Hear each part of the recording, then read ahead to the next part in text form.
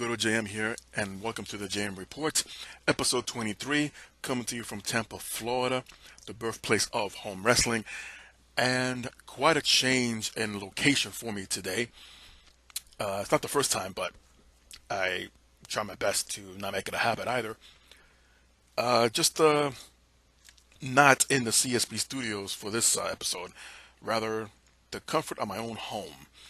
And why is that, you may ask? Well, thank you for asking. Well, a combination of things, mainly the weather.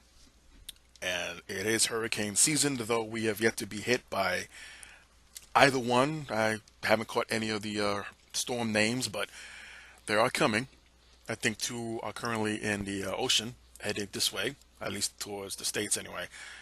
And a couple of other scheduled appointments, if you will, for the day that unfortunately didn't conflict with each other, but one ran over the other. Basically, it's time about half an hour, so maybe 45 minutes, the time I would have normally taken to head towards the studios, but it just wasn't meant to be today, and no problem, just losing out on some studio time. But as the kids say today, it's all good. Plus, I can do enough from the comfort of my own home.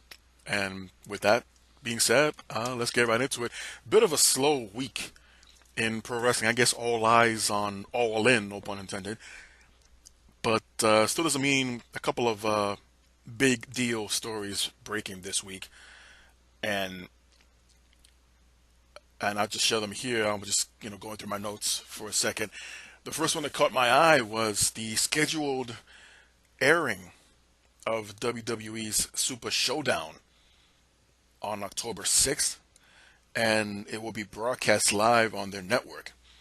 And assuming, I don't remember if Australia was one of the countries that would receive the network. They may have, but I'm definitely going to watch this later on in the day. But they're planning to air live the Super Showdown at 5 a.m. Eastern Standard Time on their network on October 6th. And I had to do one of those double takes because I get the time differential. If anything, I was hoping for a what do you call it? Those delays where it already happened, and they're just going to air it at a regular time here, at least on this side of the world, at 7, 8 o'clock. No word on a pre-show. I would imagine there will be one for an hour long. And yeah, so if anyone living on the East Coast, better yet, anyone living on the West Coast of the States that's going to stay up to 2 a.m. to catch the live feed of the Super Showdown, well, good luck with that. Thankfully, it's on, I believe it's on a Friday, is it not? I'm sorry, Saturday. Saturday officially. So, yeah, stay up late Friday after coming back home from hanging and banging or whining and dining, binging and whatever else fits in that blank. And call it an all-nighter. Stay up and watch WWE Super Showdown at 2 a.m. Pacific time. And, yeah. Those days of staying up more than 24 hours for me are over. I did that a couple of times. My record was about 26 hours straight. Yeah, never again. Never again.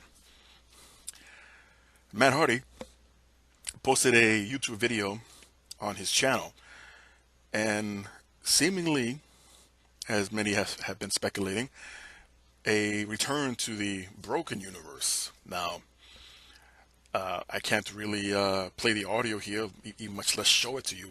You can head over to his YouTube channel and judge for yourself. But I do like the editing and the production that went into this video. It's not a spoiler if you plan to watch it, but there's a scene where it's just outside the Hardy compound by the front gate, and the camera pans, and you see Matt Hardy as he is, normally, if that's even still possible. It pans back to the right for a second, and it pans right back to the left where it was, and then you see Woken Hardy, or Broken Hardy, if you will. And the message there is basically like, well, time for changes. At least that's what I got out of it. But many of you know, Hardy's been struggling with a lot of injuries, specifically his pelvis and hip bone somehow fusion fusion with each other. That's I mean, without surgery, I don't know how that's even medically possible. This is why I'm not a doctor, folks. He didn't show up this week on Raw, and well, for that matter, neither did Bray Wyatt, his tag team partner. But the night before, where were they? The night before, was it Winnipeg? This week they were in Toronto. Well, either way, the live event before, the house show before Raw this week, as of now, that was Matt Hardy's last match, a tag match with Bray Wyatt. And at the end, the crowd obviously knew what's going on, what may or may not happen, and they gave the man a standing ovation. Many called it a proper send-off, but we haven't heard that yet from Matt Hardy himself. Even with this scripted YouTube video, I didn't hear or sense anything that, okay, this is the end, he's hanging it up. No, otherwise, why tease something different to emerge? And as I mentioned last week, I believe, yeah, last week, where Rebby Hardy was interviewed, Matt Hardy's wife, mentioned that his contract doesn't expire until next year's March. Although he was backstage at SummerSlam. Again, he did not compete, but it seemed like he was already training to be a backstage agent, if you will, along with Jason Jordan, who unfortunately, again, unofficial, looks like may call it quits because of his after post neck fusion surgery himself, and there appears to be some complications, and he will not be cleared to return to the ring. And as fortune would have it, it's not the end of their connections or their run, if you will, with the business. If anything, it would just be more a behind the scenes role. And road agents like a Dean Malenko or Fit Finley, for those who listen to Bruce Pritchard's Something Else to Wrestle With podcast, he's mentioned many names that have since retired, will become agents behind the scenes and be basically responsible for telling their stories of a match, the beginning, middle, and end, leading to different angles eventually in the future. So if that's the case, we all know Matt Hardy is very creative.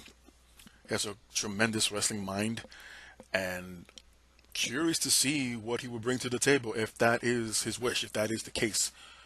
I don't know too much about Jason Jordan as far as his creativity. Obviously, he's a great athlete before his neck surgery, unfortunately, early in the summer. And the thought process was originally and rumored that had he returned, he would have picked up where he left off with Seth Rollins moving forward. But I think those plans would have been nixed anyway, because at the time Jordan was scheduled to come back, Dean Ambrose was out on injury, and it was supposed to carry on with him. But I'll get to those changes later on, as we were all wondering what the deal was with the Shield after reuniting last week, and moving forward, what are they going to do? Either way, I wish the very best for Matt Hardy and Jason Jordan, and that some good will come out of this. Again, as long as they're involved with the business, I think they'll do and bring some good to the table. Kevin Owens. I will have a bit of a Raw and SmackDown review later on, but I'm just going to pick out some of the, I guess, the obvious stories that stood out on both shows. And this one was no exception, where Kevin Owens answered a challenge to Seth Rollins' open challenge to the Intercontinental Championship that he gained, or regained, I should say, back at SummerSlam from Dolph Ziggler. And Owens will come out to the ring. Good old Owens. He's somewhat the hometown crowd, even though he's from Montreal, Quebec. Toronto welcomed him with open arms and a standing ovation. But, of course, Owens being Owens, shut that right down and just healed all over them. He has some phrase in French, and I took French. That was back in 6th, 7th, and 8th grade, and I've never found any use for it. And along the lines, I lost I lost the education in that, so I had no idea what Owen said. So this was probably the match of the night on Raw. These guys went at it. They got physical. They took to the air.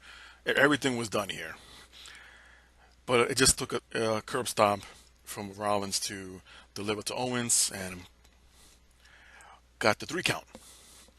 So they go to commercial. They come back, but just during commercials, I just fiddled with my phone and realized on WWE's Instagram that whomever the official photographer is at ringside took a photo of Kevin Owens right after the match, and he's sitting in a chair.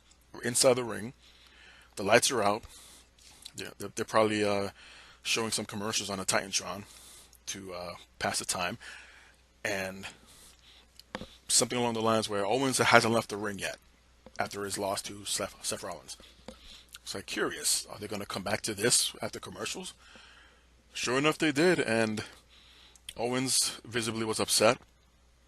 Looked like he wanted to break down, but he did shed a tear or two. Had a microphone in hand and hesitated, and then all of a sudden, just uttered the words, "I quit." Drops the mic, gets up, leaves the ring, and walks out the arena. He didn't even go up the ramp. He went off to the side of the stage and went backstage under the curtains. It's a work, folks. I don't think the man was signed an extension contract about 5 years and all of a sudden quit just a couple of months later. A couple of notes to point out here. He mentioned about how much better was his career on Smackdown before he was drafted or traded or whatever happened to him during the shake-up, but I still call it a draft. So many speculate that, well, maybe that's where he's going to show up now. It wasn't the next night, but it wouldn't surprise me because Daniel Bryan's no longer the GM. Shane McMahon is rarely on as commissioner, so why not? It's a fresh start. There's been plenty of new faces that have shown up on SmackDown since Kevin Owens went to Raw.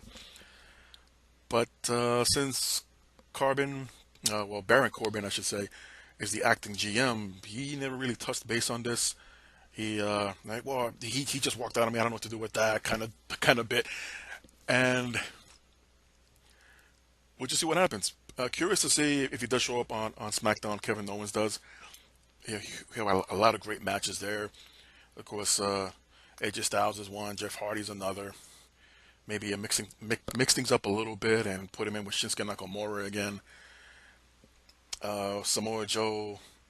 I realize they're both heels, but just to shake things up a little bit. I know the GM Page does come out and mixes it up a little bit. Face versus face, heel versus heels. Not often, but in the case of Kevin Owens, to get a good match out of him, yeah, go for it. As you can see on the thumbnail that I put together, you see the old Hart Foundation logo for Owen Hart. Now, for years after his unfortunate passing, many have wondered if we will ever have any kind of acknowledgement or Hall of Fame induction, any more action figures, video game appearances, these little things from WWE, again, based on Owen Hart. We did get that King of Hearts DVD a couple of years ago, and I did see it. It was on who streamed it? Was it Hulu? I know I saw it on a streaming service, I just can't remember right now. And I enjoyed it. They had a lot of never before seen footage and photographs of Owen Hart, his family, and other wrestlers. And I was like, wow, this is a great piece. They didn't reveal too much story-wise that wasn't already mentioned or been public knowledge. But I thought it was a well-done piece put together in his honor and his memory. And in recent times, Bret Hart has gone on social media basically, I wouldn't say bashing Owen Hart's widow, Martha, but has been very vocal and has been very defensive about his brother not being allowed to be seen as far as images or his name anywhere on WWE TV. And I understand Martha's point of view as far as not allowing this being WWE or any other company to basically make a profit off Owen Hart's name, because he's passed on, and since then he's become such a great commodity where anything with his name on it now that it's brand new, that's been approved.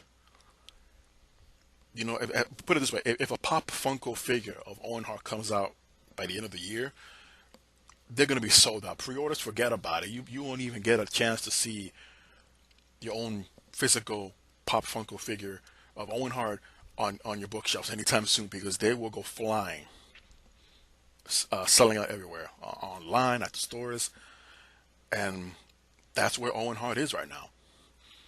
I'm sure there would be at least those WWE Legends T-shirts that they do for everyone else, like Ricky Steamboat, Macho Man, Bam Bam Bigelow.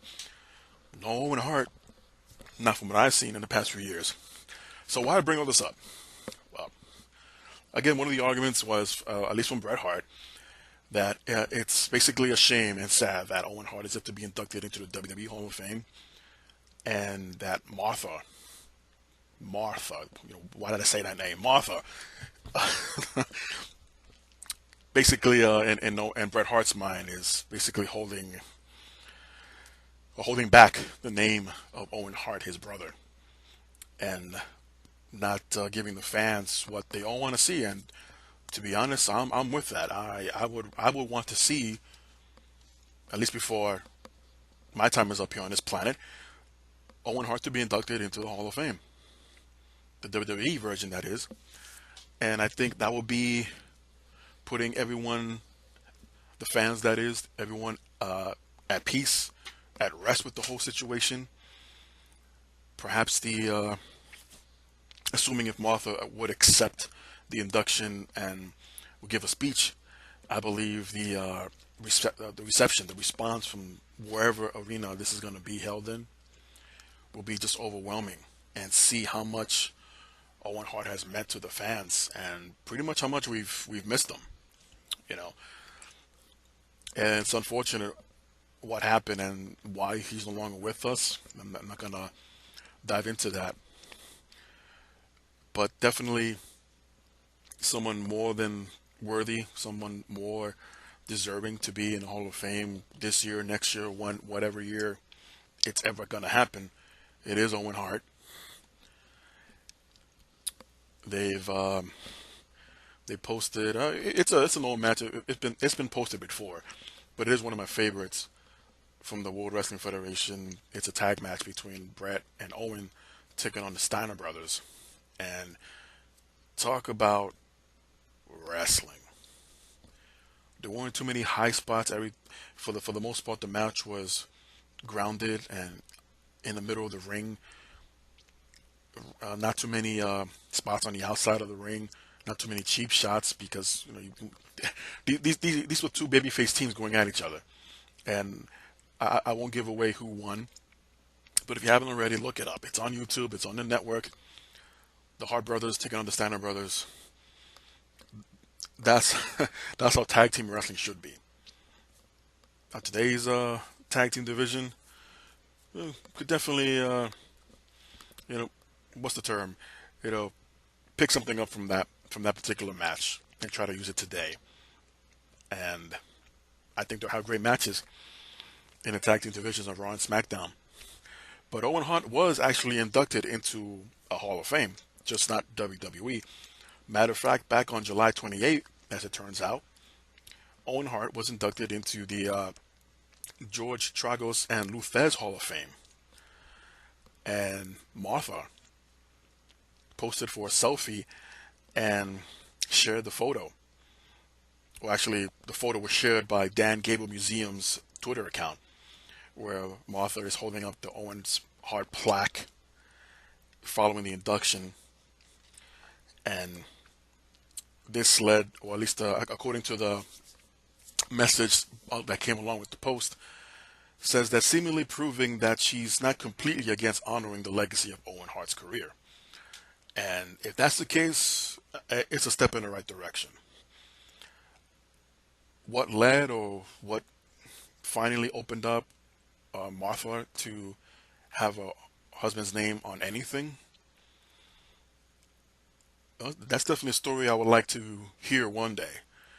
I'm sure Brett was satisfied with this. I'm sure this had to have put a smile on his face.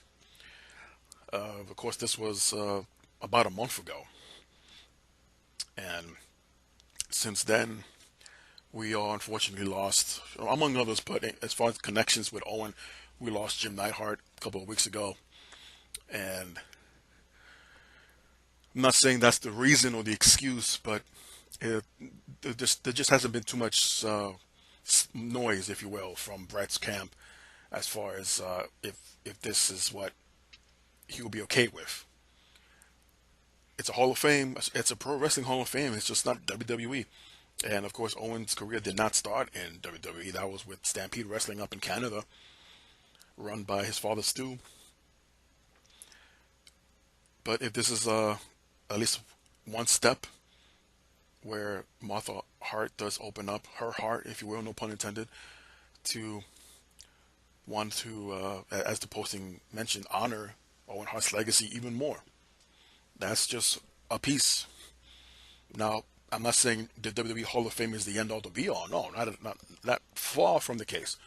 You got New Japan where Owen did wrestle. You have Stampede Wrestling. I understand that territory no longer exists, but there are still a lot of names from his time all the way to the end that are still being recognized today and being honored in Hall of Fames. And some of them are fortunate enough to still be with us to accept those accolades. But again, personally, I was happy to hear about this. I was really more happier to read about it. And if you haven't seen it yet, head over to Dan Gable Museum Twitter, and you'll see the photo I'm referring to. Again, I can't show it here, and I would have tried to do some kind of editing magic to show off here at this portion of this podcast, but I'm working from home, and there's only so much equipment I have compared to the CBS studios that pretty much has a lot more than I could work with from here.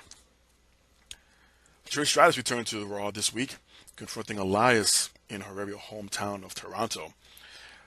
It was already announced that Alexa Bliss would take on Trish Stratus at Evolution, but here Trish was just confronting Elias after putting down Toronto. It was quite a shock. At the same time, it wasn't. It's just a matter of time. I didn't expect names or faces to pop up so soon. But then again, between now and Evolution, where it's going to be in Long Island, close enough, but that's still not Toronto. And Raw or SmackDown is not returning anytime soon there. So why not now? It was more than likely a one-off, and you won't see Trish maybe one at a time, possibly at the go-home show for Evolution. But here, confronting Elias, and then came out Ronda Rousey with Natalya, who had a match soon after with Alicia Fox. And it was cool to see. I mentioned it last week where Natalya came out with her father's Hart Foundation jacket from 1990 SummerSlam. And now it appears that Natalya has her own version. It looks very similar, and it's obviously more fitted for her because it's not as big, different material. I don't think it's leather. It's too shiny to be leather, if that makes sense. But it's almost like a exact duplicate of her father's coat, and it looked good on her. And she debuted here nicely and with a win over Alicia Fox. And Mickie James was also in the corner of Alicia along with Alexa Bliss, kind of evening up the odds here. But nothing too much came out of it other than Trish Stratus made her return, and she looks great. And looks to be in tremendous physical condition. And see what she can do at Evolution. The daughter of Davey Boy Smith was backstage at this week's WWE's London tour. This is amazing because after watching SmackDown, between the ending of Raw and the first half of SmackDown, it was amazing that the Raw brand was already heading towards London, or actually landing in London, because Tuesday afternoon, because I didn't watch SmackDown live. I watched it later on. But I'm stumbling on my own words here. I realize that. But what I'm trying to say is, after Raw and SmackDown, they were going to London, right? Okay. So what I saw Tuesday afternoon, here we go, Tuesday afternoon on Instagram, that Bobby Lashley was already in London. This was Tuesday. We just saw him on Monday in Toronto. And Tuesday he was already in London. I don't know what the hours, maybe 12, 13, 16 hours flight, which is about the right amount of time. But it was just amazing that he was already at a gym in London preparing for that night's live event. And eventually, a few hours later, the SmackDown crew showed up, and they were posing for pictures and placing them on Instagram, Facebook, what have you. But anyway, yeah, the daughter of Davey Boy Smith, Sr., Georgina, was backstage at the London tour and posted pictures with her cousin Natalia. And she looks amazing. I might have seen a picture of her when she was just very young, well, before her teenage years, let's put it that way. And she looks amazing. I don't believe she's in the pro wrestling business per se, but that's where she lives. And posting pictures with Natalia, I thought, like, wow, this grew up to be a very beautiful woman. I'll admit that. I'll say that right here. And considering that they just had a UK and NXT women's tournament, uh, I wasn't too surprised her not showing up there. Maybe she wasn't invited or wasn't thought of, but I guess knowing that this tour was going to be there anyway about a week later. But either way, it was great to see that she's doing really well. Of course, her brother Davey Boy Smith Jr., or Harry Smith, if you will, still competing with New Japan Pro Wrestling. So the family, this generation's of the Smith family is doing really well. The WWE is set to go back to Saudi Arabia for another big event, and that's set to take place on November 2nd. That's a Friday. No word if this will be on the network as of now, but no surprise here, as many of you may or may not remember, the WWE did sign a multi-year deal with the Kingdom of Saudi Arabia, and this will be the second one since the Greatest Royal Rumble back in April. So the WWE is doing a lot of touring around the world. I know I'm not the only one, but we're all awaiting in anticipation with a tour out of Asia, for sure. There's a huge following out there, and we're doing obviously a live tour now of London, but to have another big time pay-per-view from there. They used to have one night only.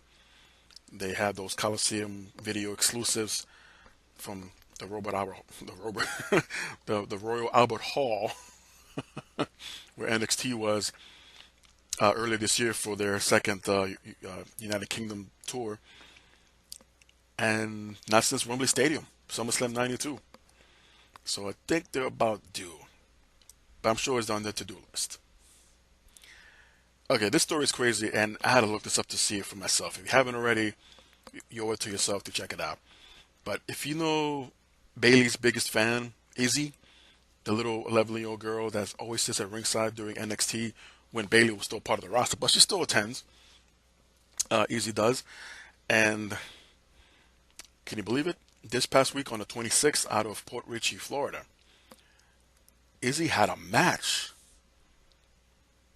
If you haven't seen this yet, Izzy won a wrestling match this week at the Gulf View Event Center in Port Richey, Florida. She took on, actually it was a 2-on-1 handicap match, and her opponent was Effie Gibbs over the Punk Pro Wrestling Internet Championship. It's a local independent circuit. Up to now I did not hear about this, let alone the company or Effie Gibbs. I have no idea who the man is, but he's the man in the middle of this as the story gets more bizarre, where Izzy was, well, spoiler alert, Izzy was chokeslammed during the match, and she took a hell of a bump. And there are a few multiple angles of this particular spot. Best I could tell, Gibbs is about 6 feet tall. And Izzy was launched. I mean, she was up there, and she had obviously had been practicing and training previously. And she, upon impact, she just lays there like a loaf of bread. Gibbs goes for the cover, and to surprise to everyone, including myself, Izzy kicked out. And of course, there are a few people that didn't find this at all entertaining or no humor in this. Not that there's any humor at all to see a 11-year-old child get beaten up, but in the case of Izzy, she was well protected, she was taken care of, and I'm assuming this will be a career eventually. Obviously, she's a big fan of pro wrestling, and the opportunity at 11 years old to step into a ring for a championship match, no less, and takes a choke slam from a guy that had to be about 6 feet tall, give or take, and she still kicked out. This girl, this young lady, will be going places, and I wish her all the best. I really do, but among those that didn't find this, let's put it this way, they weren't too much of a fan, and one was Lindsay Dorado from 205 Live, and thought that it was unnecessary, thought that a 11-year-old child should not be placed in that kind of harm's way, even though she was protected, as I mentioned, and even Lindsay pointed that out. It's just not meant for children, and I do understand his point of view. There's been this campaign for years, and I'm sure if you've all seen it, don't try this at home. That's just not to necessarily not have children at home, not to have fun while watching wrestling. Just don't imitate what you see, where you can hurt yourself and you don't know what you're doing. The ring is one place, the living room is another one, backyard, iffy. I wouldn't recommend it, but it's very iffy.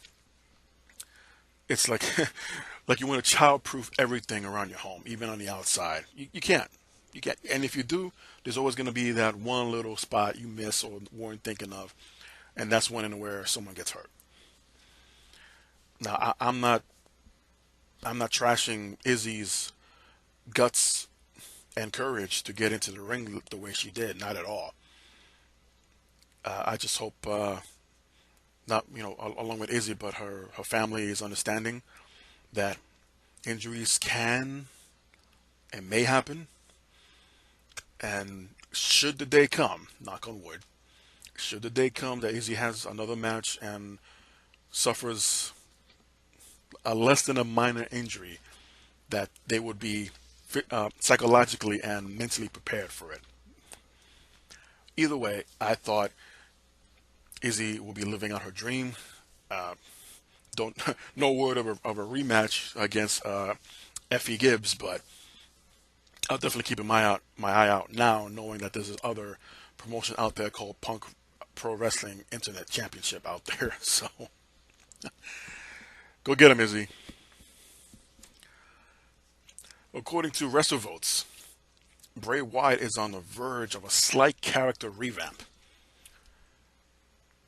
Ever since his partnership with Matt Hardy quietly came to an end, again, unofficially, but this is according to WrestleVotes on Twitter, it seems as if a babyface run could be in his immediate future. And many fans have long felt that's exactly what Wyatt needs right now. Well, here's my only gripe about this, and it has nothing to do with what WrestleVotes is saying, but more the lack of what's not being said about career highlights in Bray Wyatt and Dean Ambrose, for that matter, among others. But when was the last time you heard on commentary about Bray Wyatt that he's a former WWE champion. Now, may not have been the best run, and it may not have been the best angle, if you will, from Elimination Chamber into WrestleMania with Randy Orton and everyone somewhat freaking out over those images over the ring.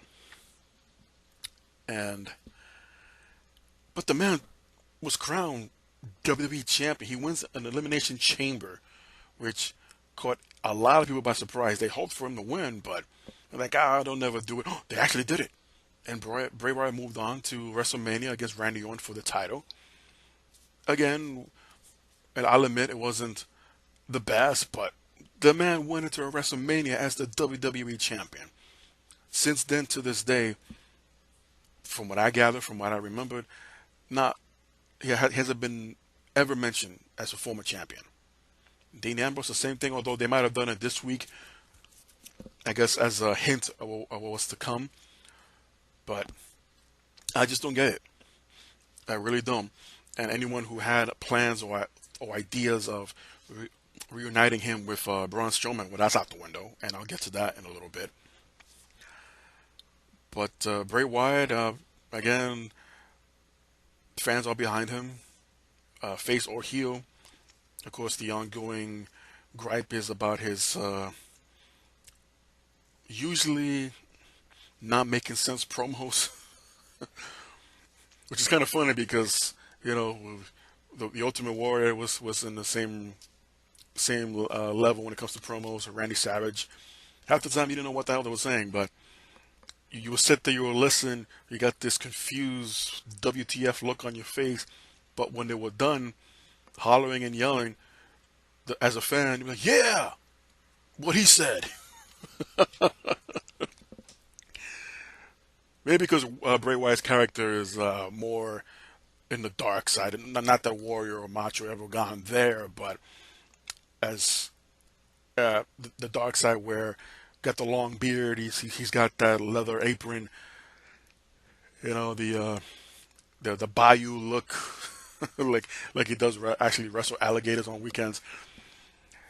Or maybe just a change of times, because me growing up, I still don't know what Warrior said or what Macho Man said half the time, but it got me excited enough to want to watch their matches, that pay-per-view or that weekend on Wrestling Challenge or Superstars of Wrestling. No different here from Bray Wyatt, obviously, but I guess times have changed, and whether it's the millennials or Generation X having conflicts with that, either way, I think Bray Wyatt would do really well as a singles, as there's been a shake-up this past week on Raw, and there aren't too many supporters getting behind, let's say, Titus Worldwide, Bobby Lashley. Lashley, as far as I'm concerned, is hanging by a thread ever since his return, but that'll be another event for a different time.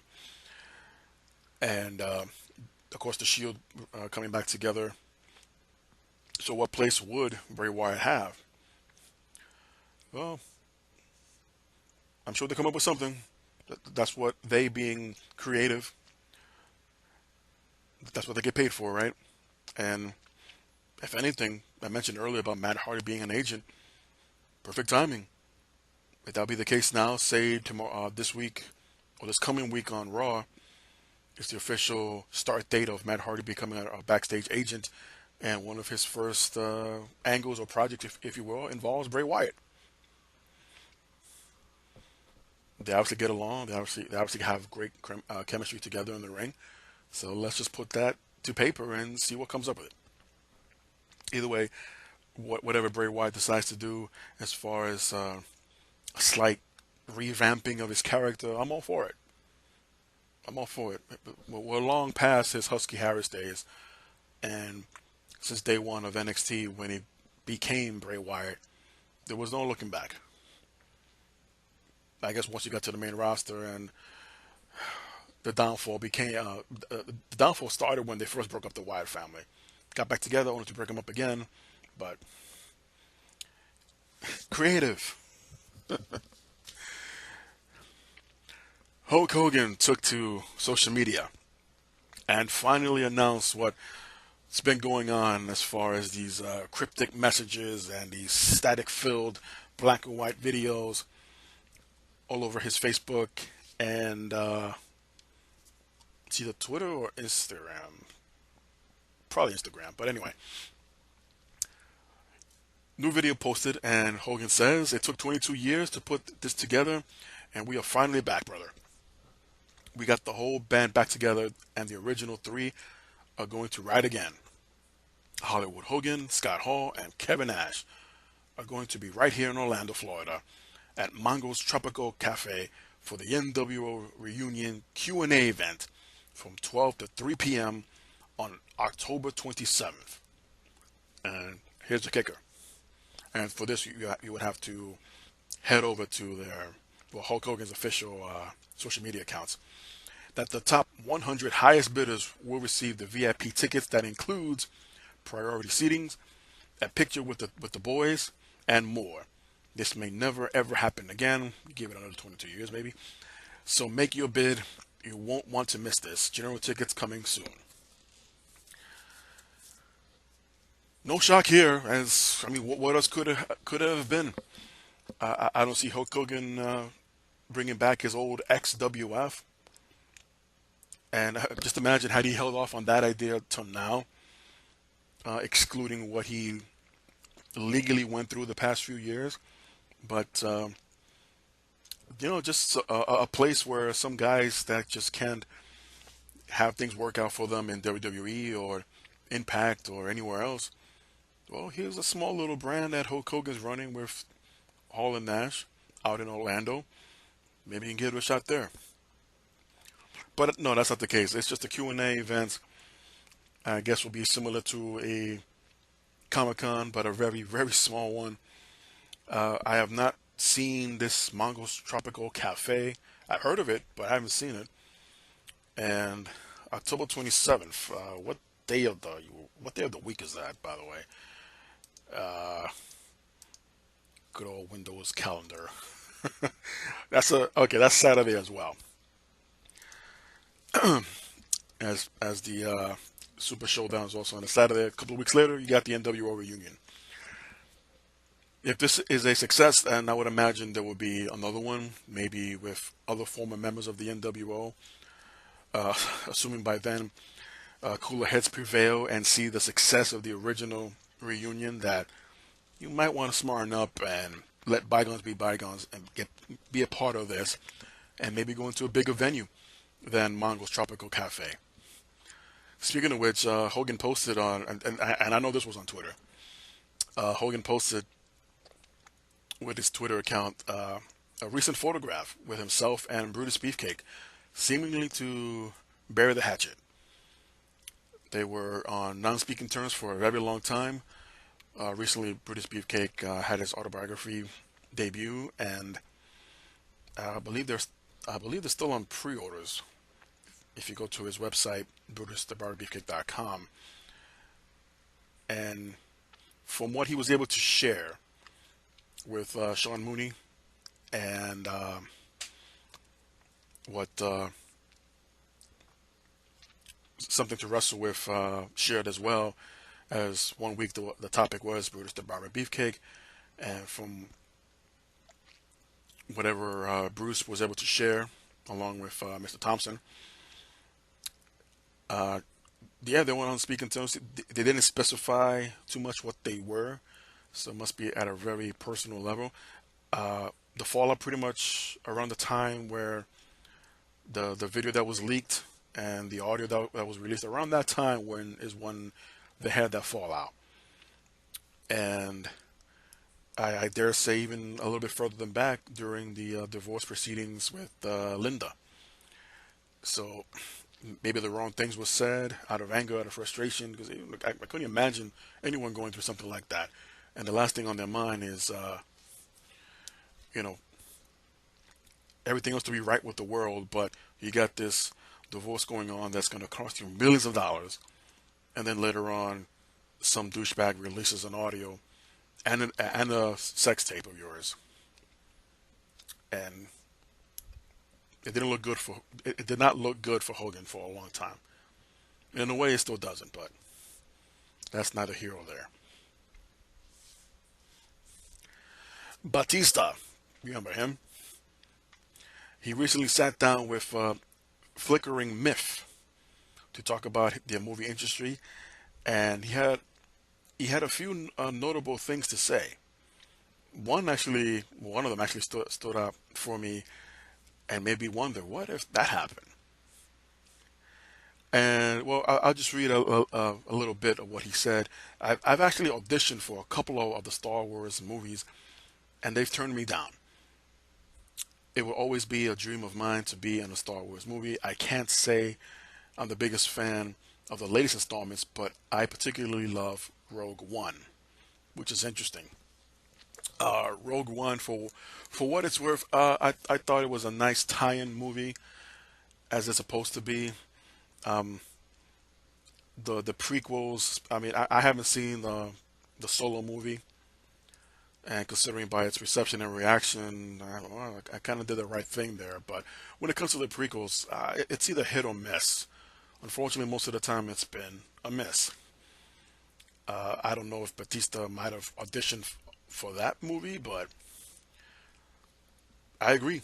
At least I agree to the part where some of the recent movies of the installments of the franchise haven't been all that. If anything, they left more questions than answers. But at least to a degree, it's moving the story forward.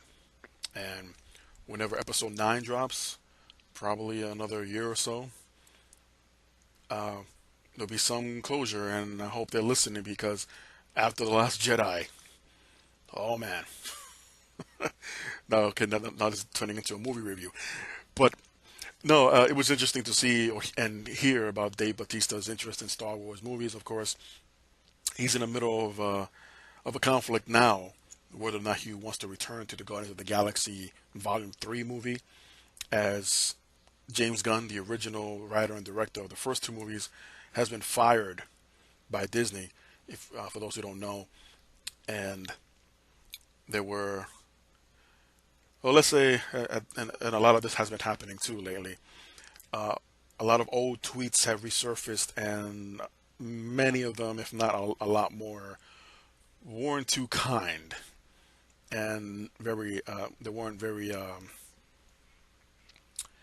uh, they weren't nice. Let's just say. And Disney got word of this, and the CEO and the I believe the title is the president of the movie studio, or it might be the CEO. But anyway, between the Disney company and the movie studios of Disney, completely axed James Gunn and was terminated.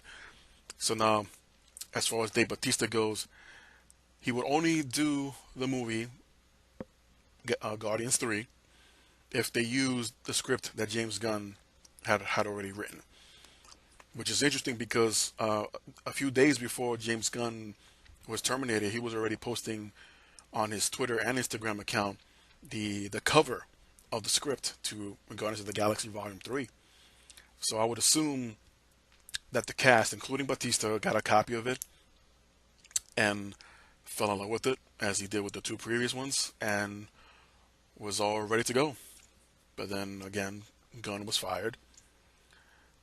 So now, no word yet. Batista may be in breaching contract, but he does have, and I can respect that, his own beliefs, and even suggested to release him or somehow buy out the remaining contract that he has left with Disney and Marvel, and not appear in Guardians 3, and just find a completely different actor to play Drax, which is very unfortunate. And I personally, I hate, not to get too much into a movie review, but I really hate to see when an actor, for whatever reason, decides not to return or was terminated, again, whatever the case was, and playing an iconic character or a character that they made their own, and just aren't there for the sequels. Of course, you can always take and I apologize for this, but the the uh, the route that whatever company did that, but basically the reshoots from Kevin Spacey and used a completely different actor. What's his name from The Sound of Music? Plummer. Uh, they completely reshot all of Spacey's scenes and edited together as if he was never there with a whole new actor, different actor. And I'm not suggesting that's what they will do here because that would mean that Batista would have already filmed Guardians 3 and at some point decided during or after filming his wrap that he's going to quit or something else happens that the Drax character has to be edited out or filmed around. But in short, I really hope cooler heads prevail. Dave Batista has a lot riding on this as much as Chris Pratt and Bradley Cooper, Vin Diesel, everyone else on the cast. Pretty much where they had success in television and maybe other movie franchises, but they got to a certain point and they haven't done anything bigger than that. But with the MCU, I believe, for lack of a better word, revised a lot of careers, and one of the best ones from that story will be Robert Downey Jr. But in short, I don't want to go too long with this, but I really hope things work out between Disney, Marvel, Dave Batista, and I guess the production of Guardians of the Galaxy Volume 3.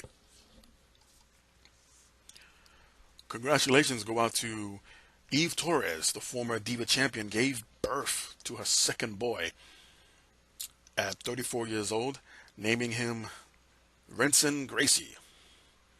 Interesting name.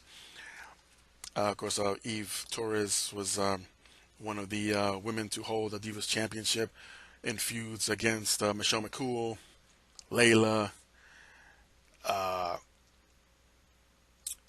not AJ. It was AJ Lee.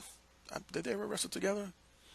Can't remember. See, now I have to look that up. But this was a time during the Butterfly Championship, and I can only assume that an invitation is at least being considered for Eve Torres now that she's given birth, and there's some time between now and Evolution to make an appearance. There's still no word, speaking of AJ Lee, no word from her or anyone from her camp responding to WWE's supposed invitation for a one-off deal to make a cameo appearance at Evolution. Personally, I would love to see everyone under the sun that's available that has had some kind of tie-ins with WWE, whether they were former champions or had a great run, such as Molly Holly, Jackie, Victoria. I'm surprised Victoria hasn't been asked yet. Melina, what did Melina say? Melina said, if I'm not mistaken, she has not been asked. Many speculate because, along with Victoria, that they've had personal photos leaked, and that's what's kept them from reaching out to them even before Evolution was an idea.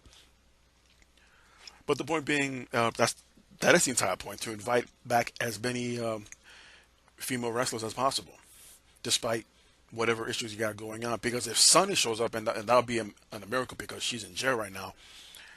But has she not been serving time for those DUIs? You can bet your last dollar that Sunny would have made some kind of appearance at the Evolution show, and might want to reconsider that Hall of Fame spot. I mean, another just because a whole other argument again, but putting what Hogan went through and the whole story, the whole sad story with China, one made a career out of it, the other one just got caught up with it. And in the case of Sunny, she just found herself into it because she had to pay the bills. Her words, not mine. But one was taken out of the Hall of Fame for using unnecessary language in the same video that China ended up having a very small career in and that the third person, being Sunny, began a very small career. But the difference is, China is yet to be in the Hall of Fame, and Sunny still is. And you're probably asking, what does it have to do with evolution? Absolutely nothing. I'm just going on a rant here, but it just common sense. What is that? Well, doesn't exist in WWE. Give me a break. Point being, I would love to see Eve Marie, Eve Marie. Well, yeah, I guess Eva Marie, but Eve Torres, along with many others that have yet to be asked, like Leilani Kai. I've actually had a conversation with Leilani Kai through Facebook, and besides being really busy, and I believe she wants to open up her own training school out here in Florida real soon. You know what? I'm gonna ask her if she's been invited to Evolution. I'm sure she's been asked already, but no one's sharing that response. So you know what? I'm gonna do my own little research and find out, and hopefully she gets back to me, and I'll let you guys know on the next episode of the JM Report. But speaking of women wrestling, Toni Storm out of WXW UK, because not to be confused with the WXW out in Florida, which is run by the Awesome Owens, was injured last weekend during the NXT UK tapings where they were going to crown a new NXT UK Women's Champion. She was injured but was able to walk back to the locker room under her own power. And according to Dave Meltzer, it's believed that she has suffered some type of spinal injury, which will, just thinking about it, it was noted earlier today, a matter of fact, Toni Storm is not believed to be in a serious injury at this point, but there is some concern. Also pointing out the fact that Toni Storm is part of the Mae Young Classic 2018 that will debut actually this coming week on September 5th on the network. So my best well wishes go out to Toni Storm. Hopefully it's not as serious as Meltzer is putting it, but if it's the spine, any kind of injury, that should be definitely looked at thoroughly and treated with the utmost delicacy. Well, by the time I post this, we will only be a few hours away from All In, as Cody Rhodes and the Young Bucks were able to put together, hopefully, the not one night only event out of Chicago, Illinois. But already they're discussed for a All In 2. Just don't know where exactly, but let's see how this one works out first. One thing that Cody Rhodes did point out via Twitter, someone tripped me.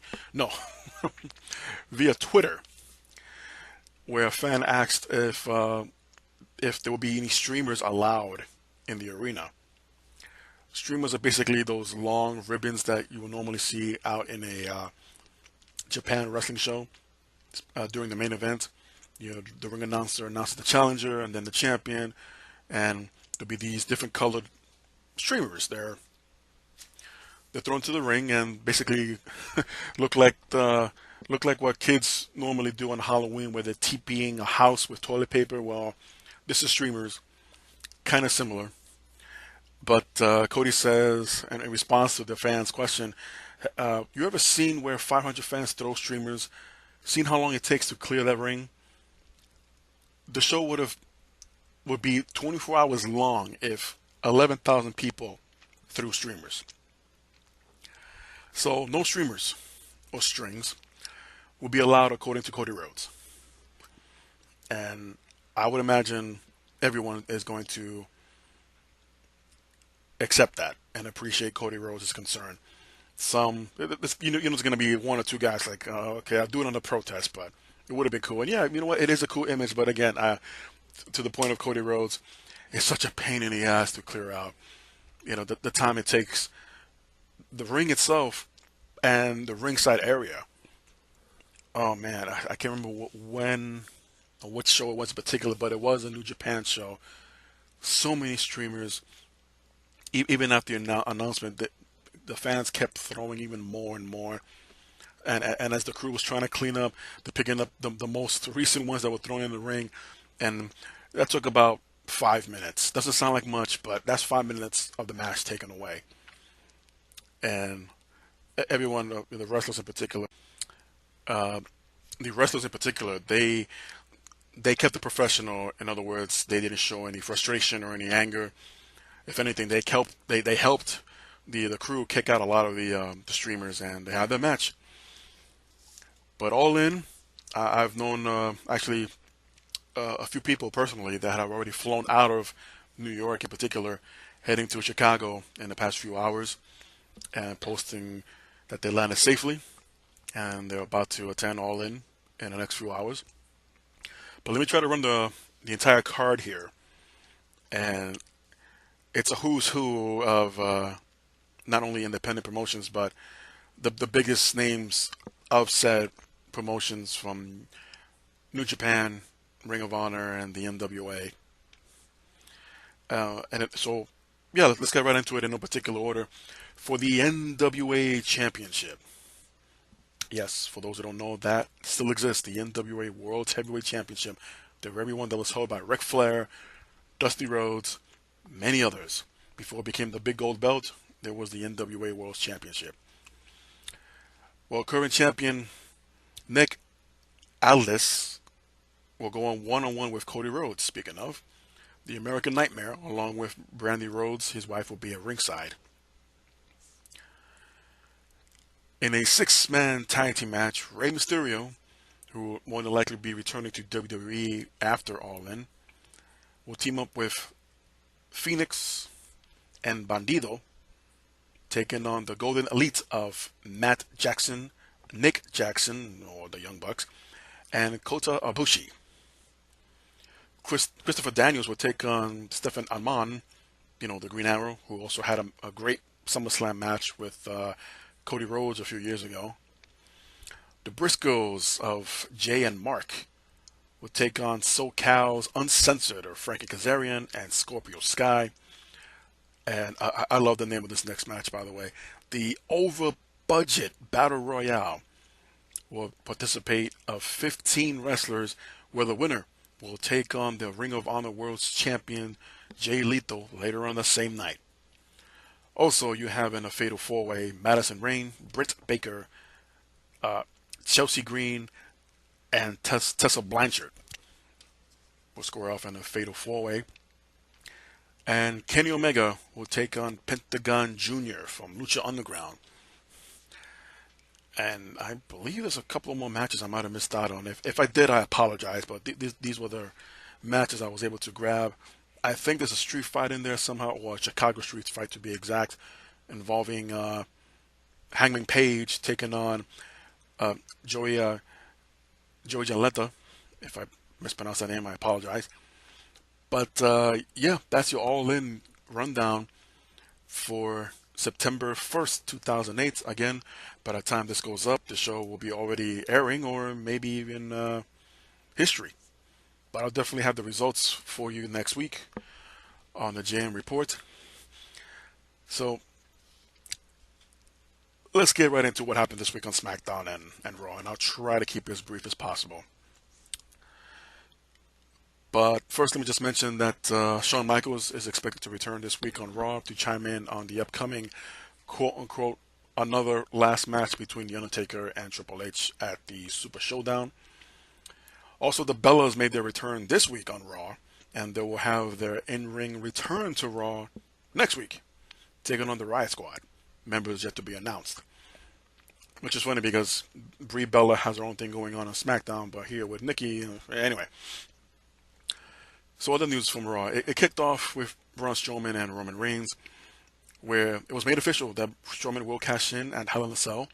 Later on, he would hand over the briefcase to acting GM Baron Corbin, after making Strowman and Reigns team up to take on Dolph Ziggler and Drew McIntyre in the main event later on that night. Corbin himself will put himself in the... Try that again. Baron Corbin himself will take on Finn Balor, a match he made on the spot. And after using a steel chair, he getting DQ'd. Forget to mention, as he got on the microphone, that the match was a no DQ match. Would hit Balor again with the steel chair and the end of days for the win. I know I just completely botched that, but we're all human. Sasha Banks would defeat Dana Brooke via the bank statement, and from what I gathered, looks like they're trying to give Dana Brooke a lot more ring work leading into Evolution. She has no scheduled match yet. Don't be surprised if she ends up being on the kickoff. But if the idea is to have everyone of the women's roster to shine, then yeah, better now than never to have someone like Dana Brooke, and from her position on the roster to get in there and show them what you got. She's flexible. She's very strong, but I think her timing is a little off. But that's just me, and can do a little bit better job in selling. Yeah, there, I said it.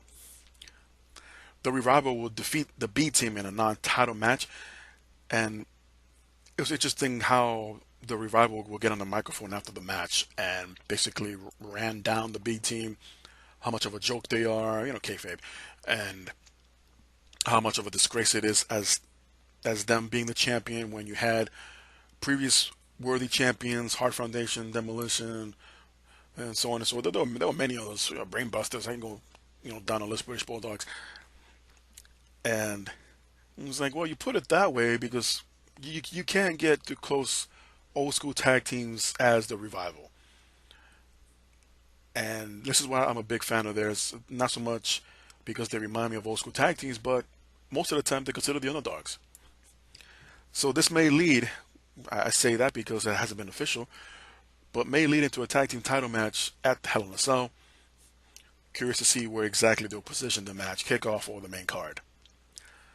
Bobby Lashley was literally thrown in at the last minute match in a 2-on-1 against the Ascension after Baron Corbin just decided, oh yeah, I got this thing going on with Kevin Owens, I got that going on, this going on, Strowman cashing in, blah blah blah. I forgot about your match. Yeah, it was a squash match, to say the least. But apparently, this is what Lashley has come to. I think it would have been more if the idea was to beat down Lashley and teach him a lesson from the acting GM, if you will. Why not have put him in there with the Authors of Pain? And Lashley can always get his payback much later on down the road. But the Ascension, I mean, no offense, but they could never be taken seriously ever again. Ever. Dean Ambrose will defeat Jinder Mahal in his first match coming back since surgery for a torn, what was it, a bicep or a tricep? I keep forgetting. Either way, the man's jacked up. And this all led to the main event tag team match between Braun Strowman and Roman Reigns taking on Drew McIntyre and Dolph Ziggler. I'll just cut to the chase. This was all Roman Reigns in the ring. He was tagged in and out between Ziggler and McIntyre. Strowman just stood on the apron, never really holding the tag up. I don't even think they had one, but just like stood there like the Undertaker first did back in 1990 Survivor Series. Until finally, Roman got the hot tag, but Strowman didn't budge. Everyone's looking around all confused. The referee saying, come in the ring, you're tagged. Strowman did not budge. So the heels will pull back Roman Reigns in the middle of the ring, beat him down some more, and finally here comes Braun Strowman with the death stare towards Roman Reigns. He will look at the other tag team, look back at Roman, and Strowman just beat the crap out of him. Referee was confused, didn't know what to do, and then McIntyre and Ziggler were joining in on beatdown. And I was like, oh, no, they didn't. So eventually the ref will call the match, no contest. And all three guys will beat down Roman Reigns until one at a time. Seth Rollins will come in, he'll get beat down. And then Dean Ambrose, he'll come in, he'll get beat down. And then the last glimpse of Raw before they went off the air, we see Braun Strowman raising the arms of Ziggler and McIntyre. So basically, to save face, continuing with their ongoing saga / project of making Roman Reigns the top face on Raw, they turned Braun Strowman heel. The only logical reason, again, logic, yes, that would make sense as to why they came to this decision is, well, there is no top heel on Raw right now after Lesnar left. Brock Lesnar, that is. So who better to fill in that monster heel role than the monster among men, Braun Strowman? And thankfully, that have been shoving down that slogan down our throats the past few weeks, as it's only been the monster in the bank. Anyway, personally, I understand and I agree why they did this. Still can't help to think how things would have been had it would have been reversed. You know, to somehow make the Shield look like the heels and keep Strowman as a face, because he's been built up all this whole year. He's been being built up, and for all of a sudden, like, nah, heel. I'm sure this was planned ahead of time, even before his win, the Money in the Bank, even before his win at the Greatest Royal Rumble, to get behind him, to support him, and then hit the brakes. So we're expecting a explanation of sorts from Braun Strowman this week on Raw. Uh, no explanation needed. We know why this happened. So the Shield continues on. They suffered their first beatdown since reuniting a week ago, and it'll be very interesting to see how they're going to react. Of course, Strowman unofficially has aligned himself with McIntyre and Ziggler, so we'll see where that trio ends up being. And over on Smackdown, we saw the New Day celebrate their 5-time Tag Team Championship reign with surprise return from King Booker, who basically, what's the word? I guess knighted each member of the New Day, all with the exception of Big E, who took exception that he wasn't officially knighted. It's in your name, you're big. But at the end, they all celebrated, and each member of the New Day did their own version of Spinneroonies. If you can call what Big E tried to do a Spinneroonie, then okay. But no, definitely a good time, and a lot of fun was had there. And returning to what's going to be a tradition, I guess, moving forward with SmackDown, another mini tournament involving the tag team division, as the Bar would defeat the Good Brothers and the Colognes. Where do these guys hang out when they're not on TV? It's like they go on permanent vacations only to return for a one-off, and then they're back to purgatory.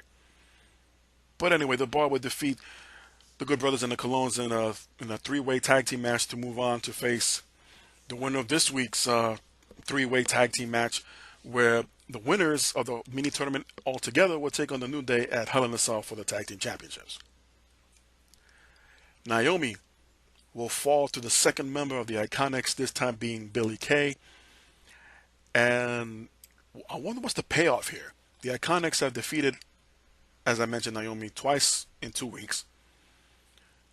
As far as I know, there isn't any in particular partner that Naomi can bring down with her if there's going to be a third match this coming week. And if there is, who would it be?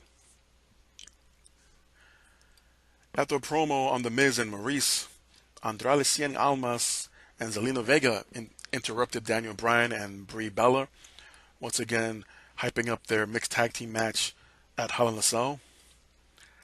And they had an impromptu match, Daniel Bryan and Cien Almas did, only to see Almas go over Bryan via disqualification, as The Miz will come down and interfere and just destroys Daniel Bryan.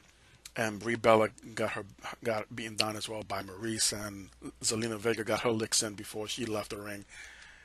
So this is definitely spicing up. I'm definitely more convinced that Bryan has resigned, though no official word, so take that for what it's worth. And it's going to be a good match, especially between Bryan and Miz. I want to see the chemistry between Brie and Maurice, as both women not too long ago, and there isn't too much of a time gap in between their own individual births as they had this year. But it's interesting to see that they've gone back in. No, not interesting. It's incredible to see how much shape they've gone back into, and actually going to do this. You know, it's not too long ago they gave birth, and almost 3-4 months after the fact, they're back in the ring. That alone is a great story to talk about. Samoa Joe will continue talking smack about AJ's wife via the Titantron, as AJ Styles was calling out Samoa Joe, but Joe was in the parking lot, and of course, Joe continuing to trash talk AJ Styles about his manhood, and of course, AJ becoming Popeye and couldn't take no more, would run out into the parking lot, and Samoa Joe was nowhere to be found. He's gone. He pulled Harry Houdini, disappeared, never to be seen again. Well, listen to next week's SmackDown. And in the main event, we saw Charlotte Flair defending her newly won SmackDown Women's Championship against Carmella, who invoked her rematch clause here, and more than likely probably her only title match for a very, very long time if you're a Carmella fan. Quite interesting in the pre-fight interview, if you will. Charlotte basically said, well, it's not her fault that Becky feels the way she does, and that she's been busting her ass, her words, to get back to the top of the mountain. And it's just a shame that Becky feels the way she does, but Charlotte's just going to move forward with or without her former friend. We have the match. The match wasn't, it was slightly better than the previous one-on-one match that they had before SummerSlam, Carmella and Charlotte, that is. But at the end, we saw Charlotte Flair defeat Carmella and retain the Women's Championship. And during the celebration, through the crowd came Becky Lynch. And again, beat the holy crap out of Charlotte. Gets the microphone, stands over Charlotte, and basically says, I'm coming for you and this championship, and called Charlotte a bitch. And again, they're in Toronto, and the fans just erupted. I don't know what they're going to try to do next to officially turn Becky's turn, but I'm saying for the fans to accept her as a heel and not cheer her on. I don't know what it is they're going to have to do next. Better yet, what to say. And I even asked this last time. Okay, well, they try to beat down from behind, which is what heels do, and it's a cowardly act. You jump them from behind and get on the microphone and you trash talk them. Okay, they're all heel tactics. But the story there, and if anything, the creators or the storytellers who came up with this part of the angle, looks like they painted themselves into a corner, and they can't seem to find a way out of it, where the fans are solely behind Becky Lynch. We've seen it in New York, now we see it in Toronto. So, where are they this week? I can't remember where they are going to be this week. Either way, don't be surprised if you hear the same reaction for Becky. And I honestly don't know what they can possibly do. Maybe have Becky draw Charlotte's blood and go into Hell in a Cell in the first blood match. They can't. They could, but I don't see them doing a Hell in a Cell match for the title. That's for sure. But we'll see. Time will tell. But for now, again, it was a short week. All eyes on All In. If anything, whatever breaks during the weekend, because it's a long weekend, Labor Day weekend. Hope everyone enjoys the last barbecues of the summer, unofficially, the last days at the beach. So, everyone enjoy. Everyone be safe. Be good out there. Thank you for joining me. Good old JM for the JM Report.